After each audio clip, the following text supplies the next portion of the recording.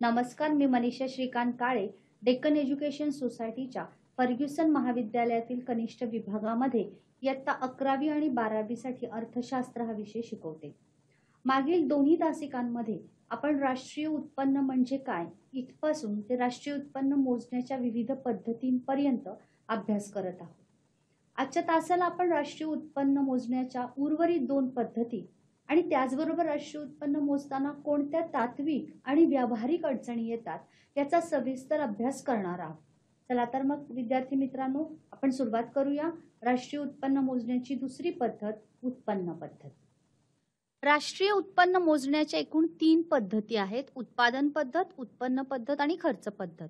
मागील तासाला आपण उत्पादन पद्धतीचा सविस्तर अभ्यास केला. त्याचबरोबर ही पद्धती वापरत असताना काय दक्षता किंवा काळजी घ्यायला पाहिजे तेही आपण पाहिलं. आज आपण पाहणार आहोत उत्पन्न पद्धत.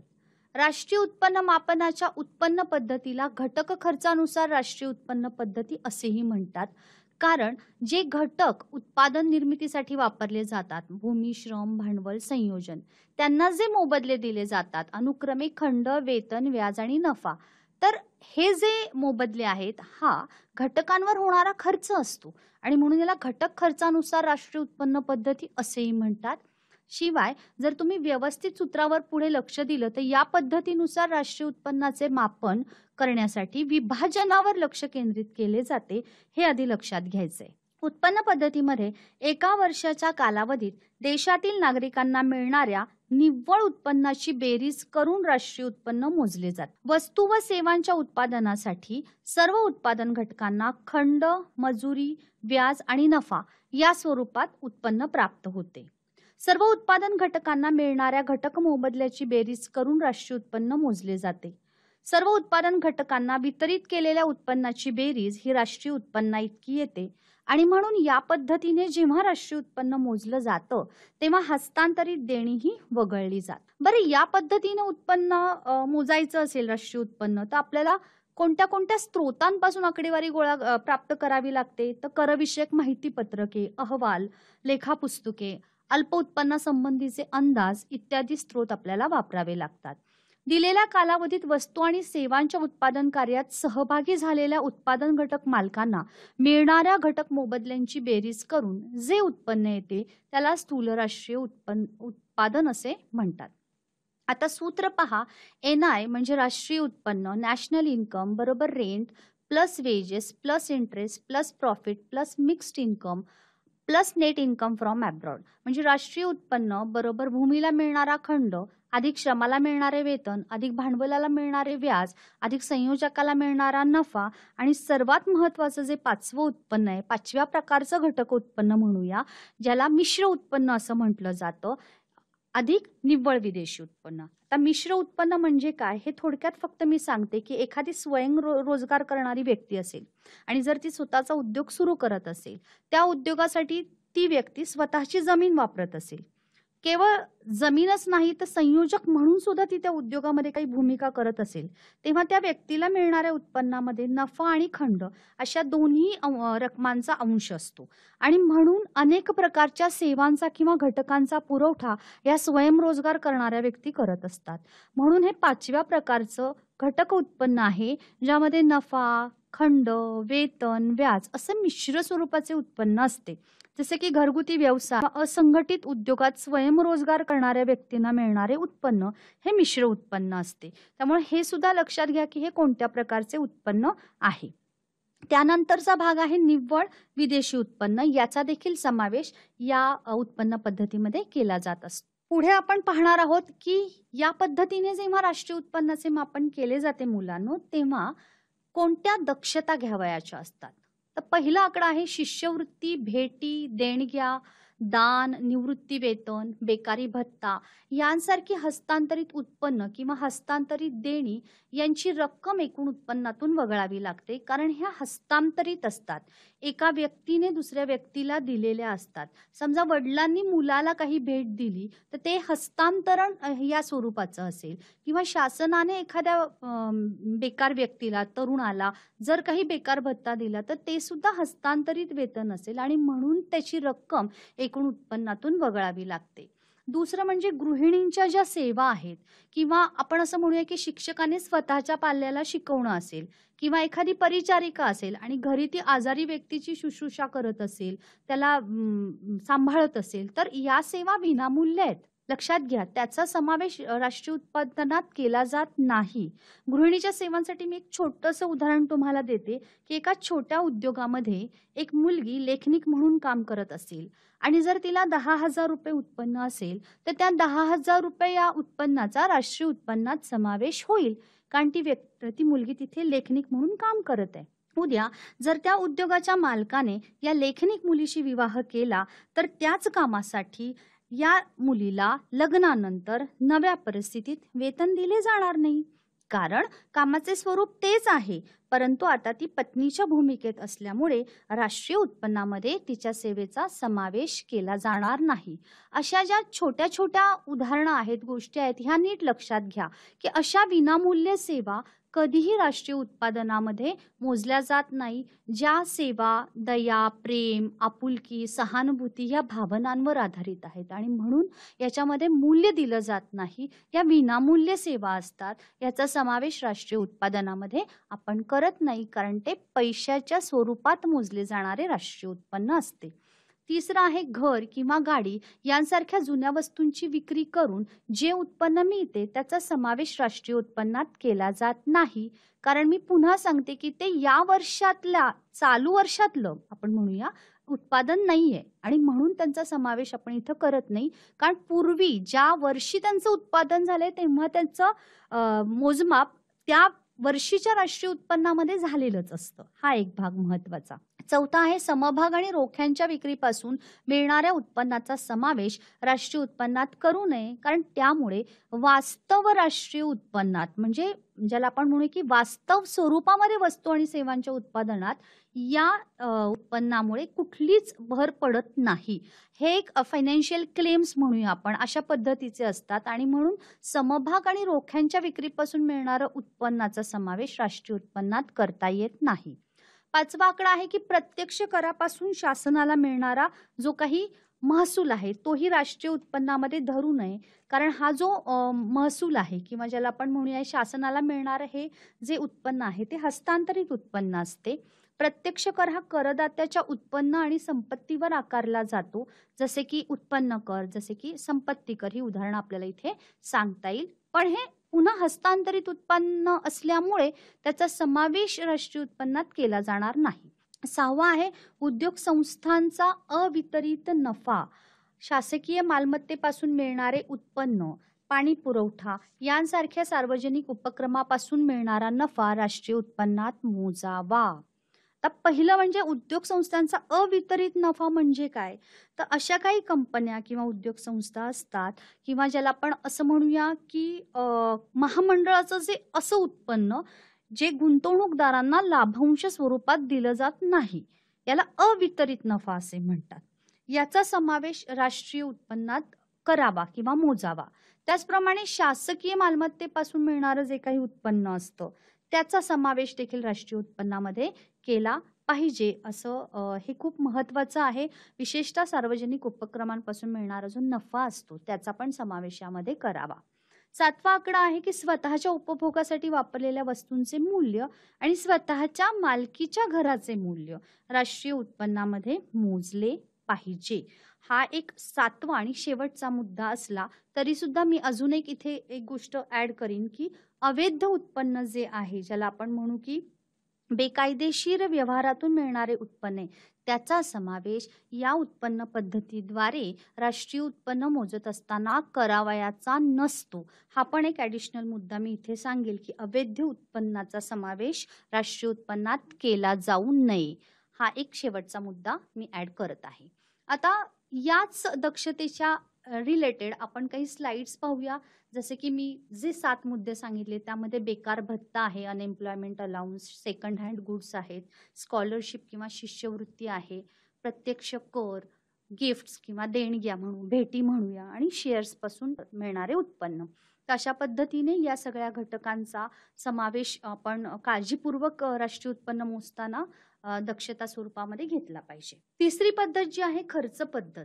तर खर्च पद्धत म्हणजे काय, याच्या आधी मला फक्त एक ॲड करायचंय, की जी आपण पाठीमागे उत्पन्न पद्धत पाहिली, त्यामध्ये एकच फक्त मी सांगेन, की भारतातल्या मध्यवर्ती सांख्यिकीय संघटनेची राष्ट्रीय उत्पन्न समिती, व्यापार, वाहतूक, व्यावसायिक, सार्वजनिक प्रशासन, घरगुती सेवा इत्यादी क्षेत्रातलं जे उत्पन्न असतो ना मुलांनो, ते उत्पन्न या पद्धतीच्या सहाय्याने मोजलं जात असतं आणि म्हणून उत्पन्न पद्धत जी आहे ती अत्यंत महत्त्वाची आहे. 9 to 5 job, अरे 5 to 9 job, धावपळ all the time job, the roaming वाला job, the deadline वाला job, किंवा are you living in the market वाला job? जीवनात खूप पर्याय आहेत. असा एक जॉब निवडा, स्वतःच्या मर्जीनुसार पैसे कमवा, LIC एजंट बनण्याचं ठरवा. हे आहे जॉब पेक्षा खूप काहीतरी. हा आहे करिअर इन्शुरन्स.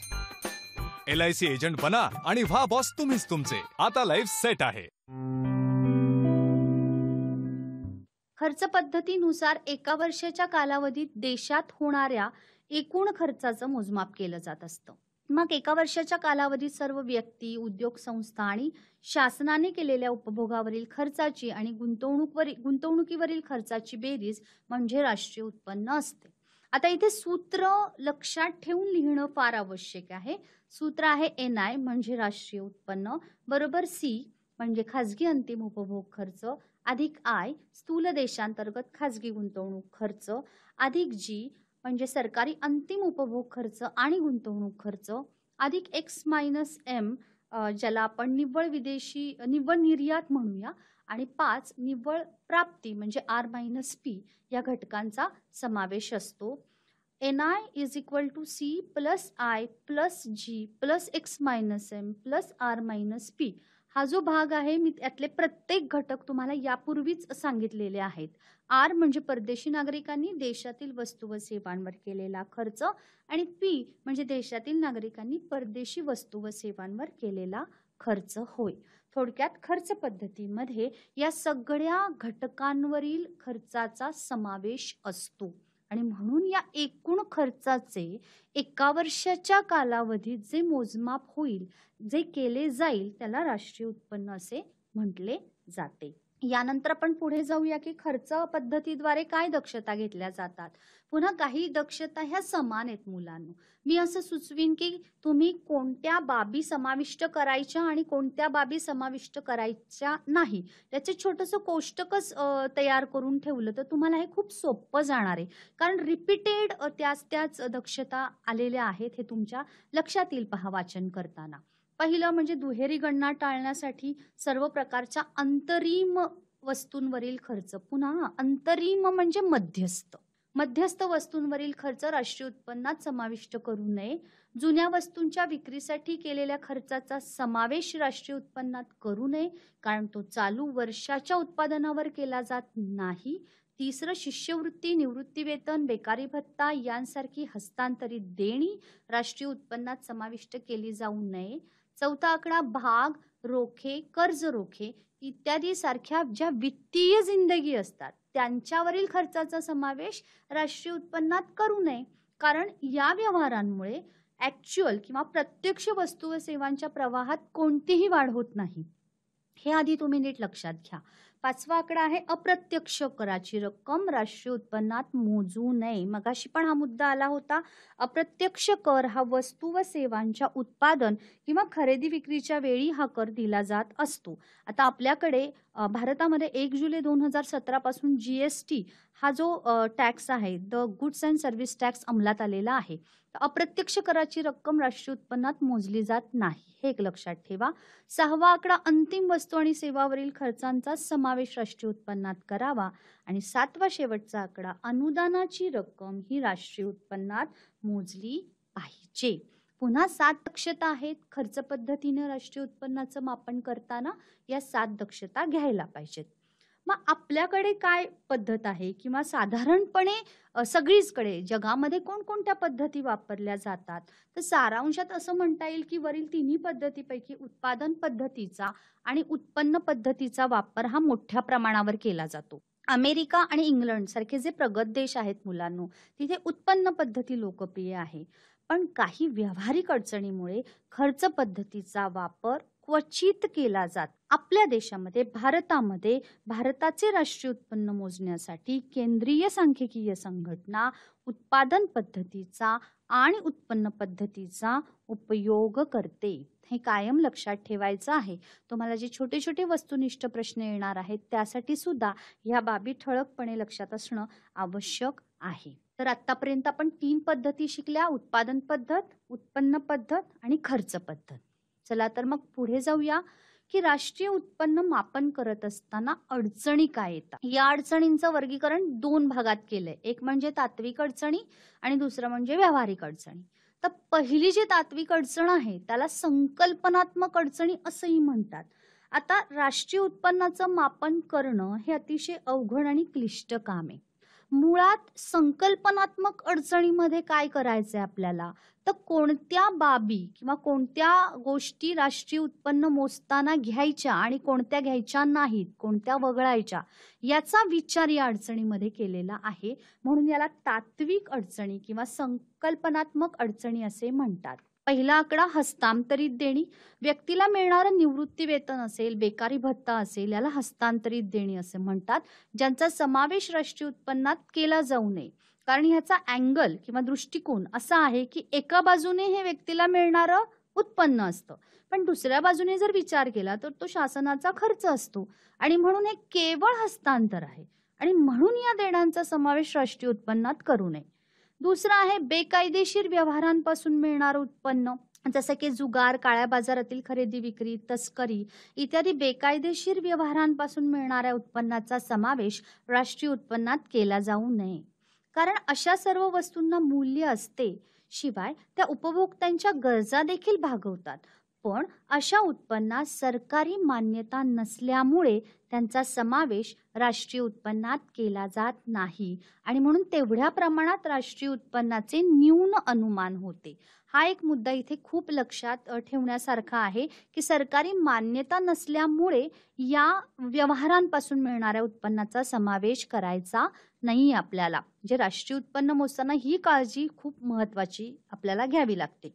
तिसरं, विनामूल्य सेवा, की राष्ट्रीय उत्पन्नाचे मोजमाप हे पैशात केले जाते, परंतु बऱ्याच वस्तू आणि सेवा अशा असतात ज्याचं मूल्य पैशात मोजता येत नाही. पहा की छंद म्हणून व्यक्तीने काढलेली चित्र असतील, आईने आपल्या मुलाचे केलेलं संगोपन असेल, सेवा असेल, ज्या राष्ट्रीय उत्पन्नामध्ये मोजल्या जात नाही, कारण या सेवांचा मोबदला दिला जात नाही. त्याचबरोबर गृहिणीच्या सेवा किंवा असं म्हणूया आपण सहानुभूती, आपुलकी, दया किंवा करुणा या भावनेतून पुरवलेल्या सेवा राष्ट्रीय उत्पन्नात समाविष्ट करत नाहीत, कारण त्या विनामोबदल्या असतात आणि म्हणून या विनामोबदला सेवांचा समावेश राष्ट्रीय उत्पन्नात केला जात नसल्यामुळे आहे त्यापेक्षा राष्ट्रीय उत्पन्न कमी दिसते. आता मी इथे एक उदाहरण सांगेन की खूपदा पहा की जुन्या काळामध्ये किंवा आता सुद्धा काही ठिकाणी असेल की आपले नातेवाईक, मित्र मैत्रिणी हे लग्न समारंभात आपल्याला खूप मदत करतात. अगदी संपूर्ण लग्न कार्य पार पडेपर्यंत त्यांची मदत होते. आपण त्यांना कुठल्याही प्रकारे मोबदला देतो का? नाही. ते आपुलकीने, प्रेमाने आपल्या समारंभात सहभागी होतात. परंतु जर हाच विवाह समारंभ एखाद्या इव्हेंट मॅनेजमेंटला दिला तर आपल्याला त्यासाठी मूल्य मोजावे लागते. ज्या काही सेवा आपल्याला ते लोक देणार आहेत त्यासाठी आपल्याला काही पैशात त्याची मोजदाद करावी लागते आणि म्हणून जेव्हा विनामूल्य सेवा या दिल्या जात असतात तेव्हा त्याचा समावेश राष्ट्रीय उत्पन्नात केला जात नाही, कारण त्या कोणत्या ना कोणत्या भावनेपोटी केलेल्या असतात. चौथा आकडा स्वउपभोगासाठीचे उत्पादन, जसे की शेतकरी कुटुंबामध्ये तुम्ही पहा, गावी तुम्ही पहा की अन्नधान्य, भाजीपाला अशी जी काही शेती उत्पादने असतात जी स्वतःच्या उपभोगासाठी ठेवली जातात आणि ती बाजारात विक्रीसाठी येतच नाही.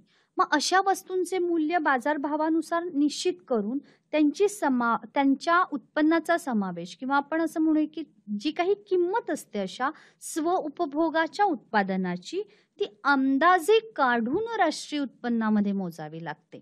आणि हे अतिशय कष्टाचं काम आहे किंवा आपण असं म्हणू की याचा हिशोब ठेवणं फार कठीण आहे आणि म्हणून तो अंदाजे जो भाग आहे हा खूप महत्वाचा, की अंदाजे किंमत राष्ट्रीय उत्पन्नामध्ये इथे समाविष्ट केली जाते. गेसवर्कवर आधारित असतं ते सगळं. पाचवा आकडा म्हणजे परकीय कंपन्यांचे उत्पन्न. इथे IMF म्हणजे आंतरराष्ट्रीय नाणेनिधीचं जे कॉमेंट आहे किंवा त्यांनी जे सांगितलेलं आहे ते खूप महत्वाचं आहे की परकीय कंपन्या पहा, परकीय कंपन्या ज्या आपल्या देशात उत्पादन करतात त्या उत्पादित वस्तूंचा समावेश त्या देशाच्या राष्ट्रीय उत्पन्नात करतात, परंतु परकीय कंपन्यांना होणारा जो नफा आहे त्या नफ्याचा समावेश मात्र त्यांच्या मूळ देशाच्या राष्ट्रीय उत्पन्नात केला जातो. त्यामुळेही खूप मोठ्या प्रमाणावर अडचणी राष्ट्रीय उत्पन्न मोजताना आपल्याला येत असतात. 6वा आकडा म्हणजे सरकारी क्षेत्र, की सरकारी क्षेत्रामध्ये शासनाकडून संरक्षण, सार्वजनिक प्रशासन, कायदा, सुव्यवस्था अशा अनेक सार्वजनिक सेवा पुरवल्या जात असतात, परंतु अशा सेवांचं वास्तव मूल्य माहीत नसतं आणि म्हणून या सार्वजनिक सेवा अंतिम सेवा म्हणून राष्ट्रीय उत्पन्नात समाविष्ट केल्या जातात. 7वं, किमतीतील बदल. किमतीत होणाऱ्या बदलामुळे देखील राष्ट्रीय उत्पन्नाचं मापन करताना अडचणी येतात. पहा, देशातल्या वस्तू आणि सेवांच्या किमती जर वाढल्या तर बाजार किमतीनुसार राष्ट्रीय उत्पन्न वाढलंच आपल्याला दिसतं. हा बबल, हा फुगवटा दिसतो. म्हणजे देशातलं वस्तुरूप उत्पादन कमी जरी झालं तरी किंमत वाढीमुळे देशाचं राष्ट्रीय उत्पन्न वाढल्याचा भास होतो आणि म्हणून किमतीतले जे बदल आहेत ते अभ्यासणं फार आवश्यक आहे आणि त्यामुळे राष्ट्रीय उत्पन्न मापनामध्ये ज्या अडचणी येतात त्याचाही विचार करणं आवश्यक आहे. 7 ज्या अडचणी आहेत त्या संकल्पनात्मक किंवा तात्विक अडचणी म्हणून गणल्या जातात. यानंतर येतात व्यावहारिक अडचणी, की राष्ट्रीय उत्पन्नाचे मापन करताना उत्पादनाची पूर्ण आणि खात्रीशीर सांख्यिकीय माहिती संकलित करताना अनेक अडचणी आहेत. मग त्या कोणत्या अडचणी आहेत की ज्या माहिती संकलनामध्ये येतात?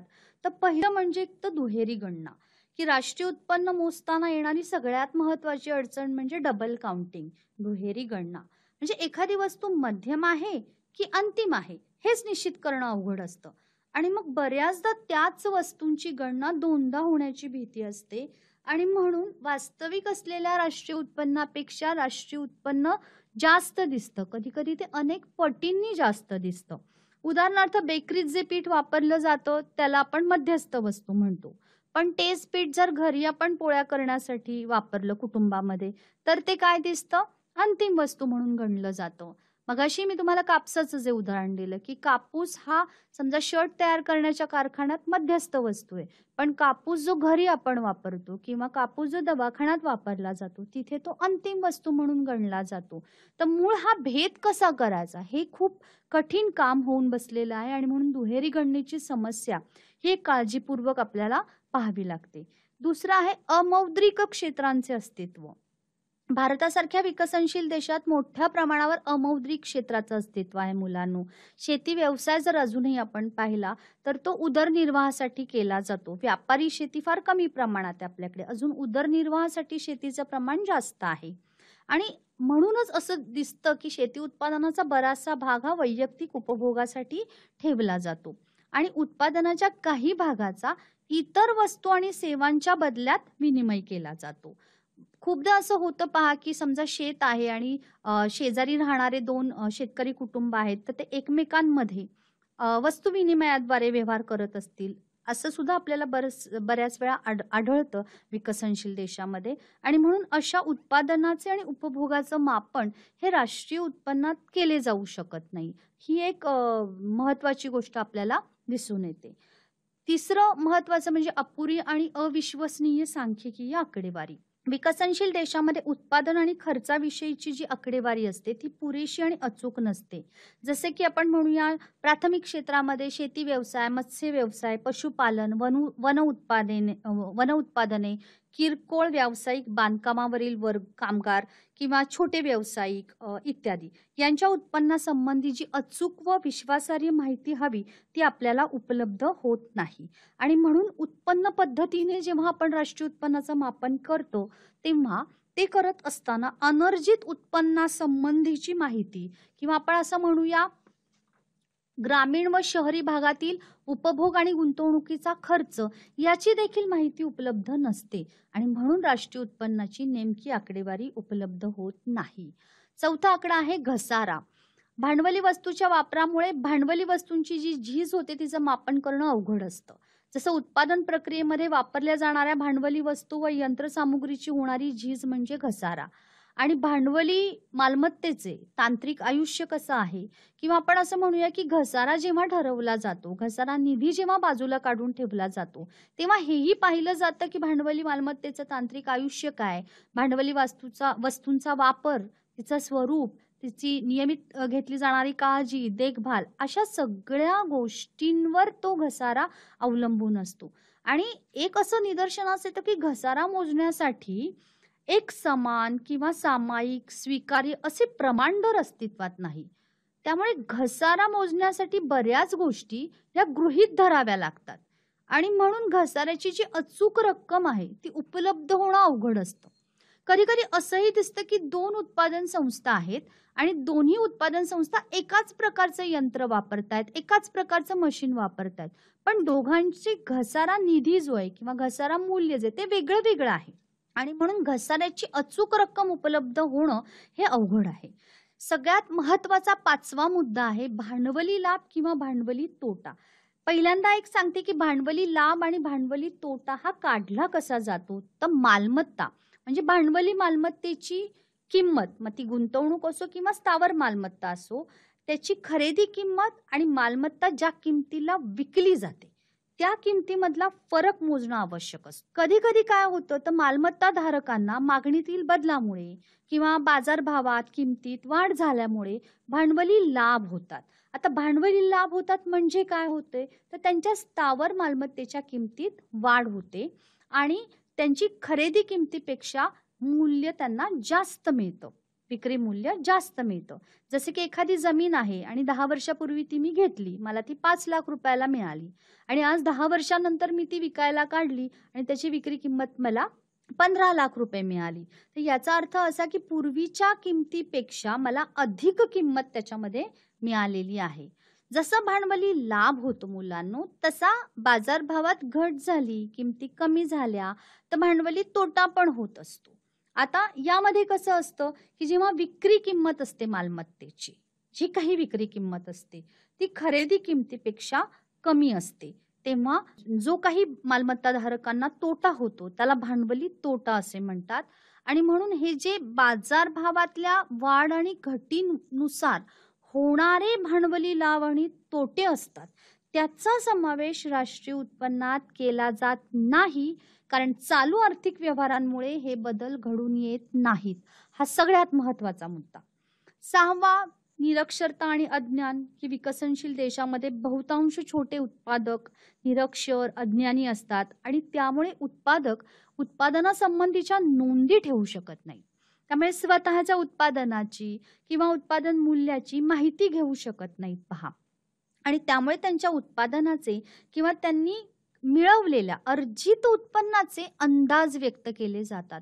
खूपदा आपण पाहतो की रस्त्याच्या कडेला हातगाडी घेऊन वस्तू विकणारे लोक दिसतात, खाद्यपदार्थ घेऊन विकणारे लोक दिसतात. खूपदा हे लोक आपल्या उत्पन्नासंबंधीच्या नोंदी ठेवू शकत नाहीत आणि म्हणून केवळ त्यांच्या उत्पादनाचे किंवा त्यांच्या अर्जित उत्पन्नाचे अंदाज व्यक्त केले जातात. ही एक महत्वाची अडचण निरक्षरता आणि अज्ञानामुळे आपल्याला पाहायला मिळते. त्यानंतर 7वा जो मुद्दा आहे तो व्यावसायिक विशेषीकरणाचा अभाव. म्हणजे विकसनशील देशामध्ये व्यावसायिक विशेषीकरणाचा आपल्याला अभाव दिसतो. आता याच्यासाठी उदाहरण काय देता येईल, तर खूपदा आपण पाहतो की शेतकरी हा शेती या प्रमुख व्यवसायाबरोबर काही जोड व्यवसाय जसे की दुग्ध व्यवसाय असेल, पशुपालन, कुक्कुटपालन, कपडे शिवणं असेल, असे देखील जोड व्यवसाय करत असतात.